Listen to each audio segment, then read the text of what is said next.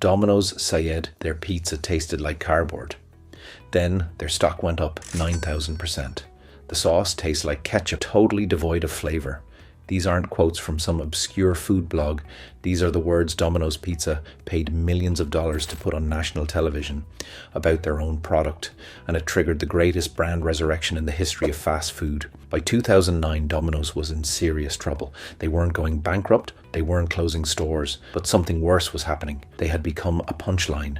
For 3 decades, Domino's had built its entire empire on one promise: speed. 30 minutes or it's free. That was the deal. Nobody was claiming it was good, and customers had started to notice the gap. In a brand tracking study that year, Domino's ranked last among major fast food chains in taste, dead last, behind Little Caesars, behind frozen grocery pizza. In some surveys, people said they actually preferred the box. The stock was sitting at around $3 a share, but here's what made this moment so dangerous. It wasn't just bad pizza. It was a trust deficit that had been quietly building for years. Domino's had spent so long competing on delivery time that the actual product had been deprioritized, re-engineered for speed and shelf life rather than taste. The formula hadn't changed significantly in over 2 decades, and in the era of Yelp and early social media, customers weren't keeping quiet anymore. The criticism wasn't buried in a letters column. It was being indexed by Google. It was on forums. It was growing. A new CEO had just taken the wheel.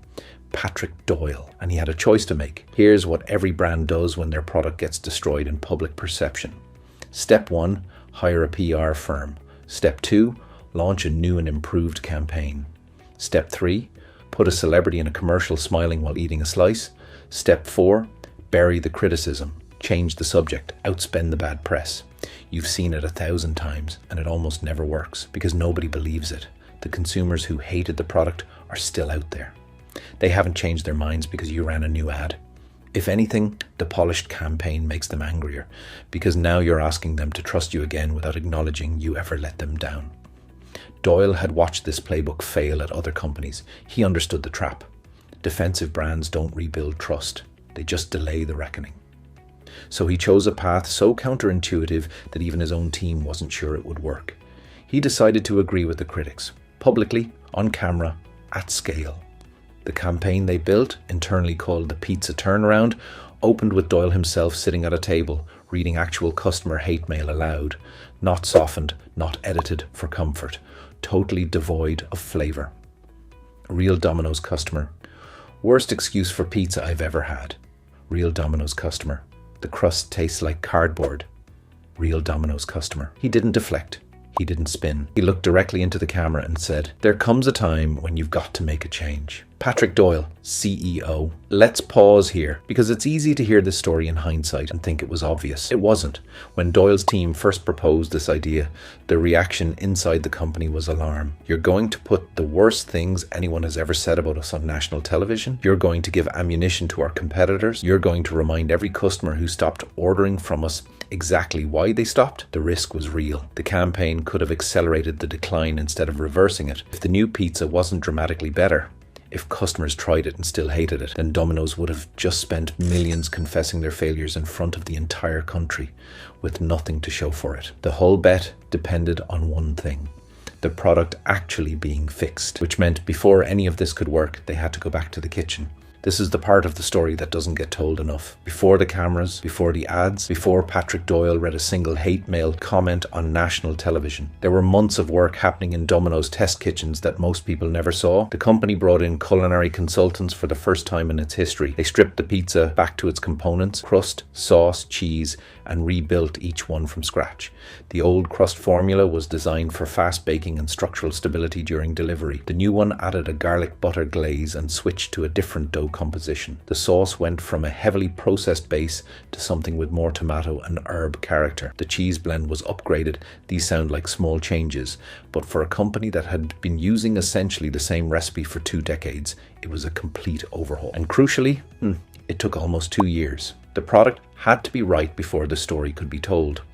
What's fascinating about Domino's internal process during this period is how seriously they took the criticism as data. Instead of dismissing the negative feedback Or worse, assuming customers just didn't understand the product, they treated every complaint as a specific actionable signal. The crust tastes like cardboard meant texture, density, flavor when baked without toppings.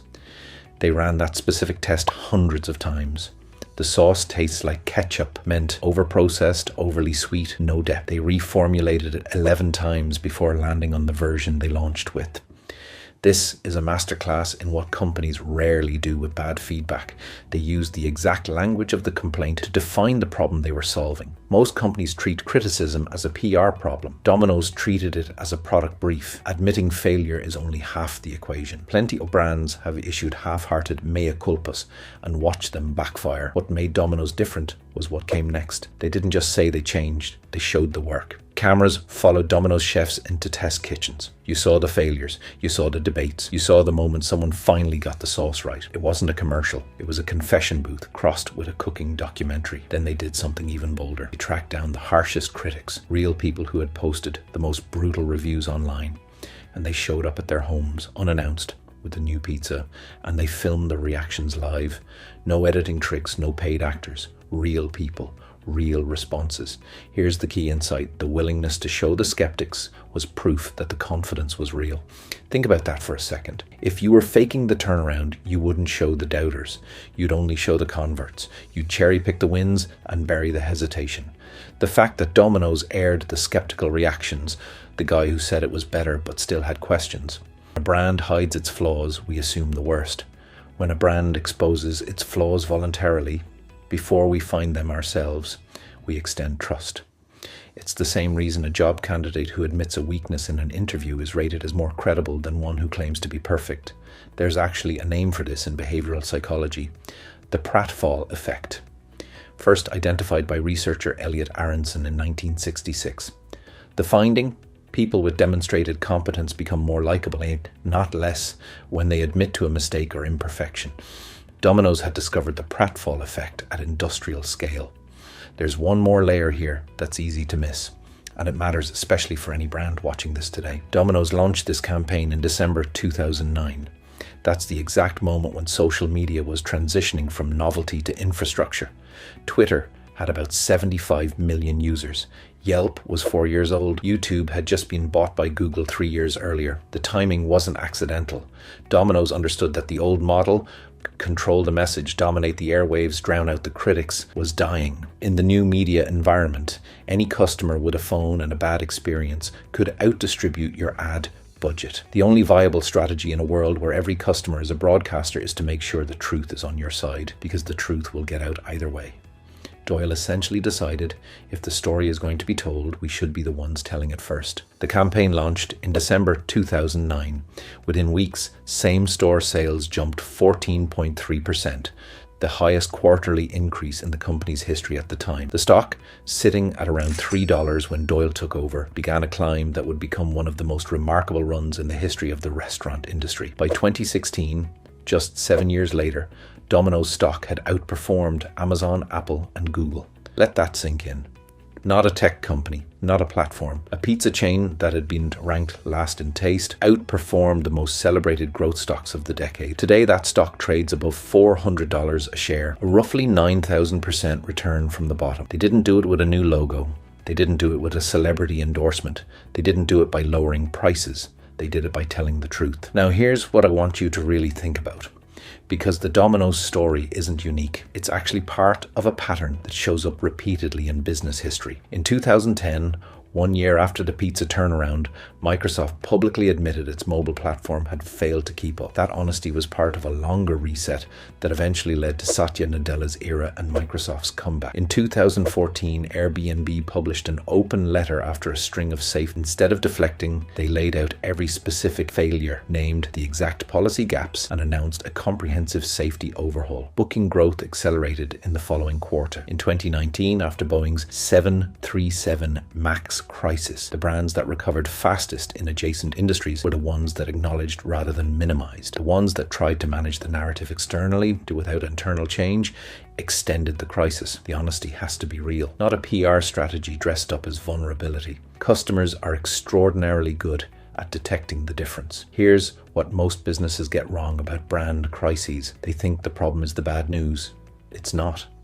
The problem is the gap between what the company says and what customers actually experience. That gap is what destroys trust. When Domino's closed that gap by admitting the gap existed, they didn't destroy their brand. They rebuilt the foundation that had been missing for years. Every business watching this has something they're not saying. A product that's not quite right, a service that's inconsistent, a gap between the pitch and the reality, because the brand that confesses before it's caught doesn't look weak. It looks like the only honest company in the room. Domino's is now one of the most valuable restaurant chains on earth. Not because they make the best pizza, but because they made the most credible promise. The lesson isn't about pizza. It's about what happens when a company decides that the truth is the strategy.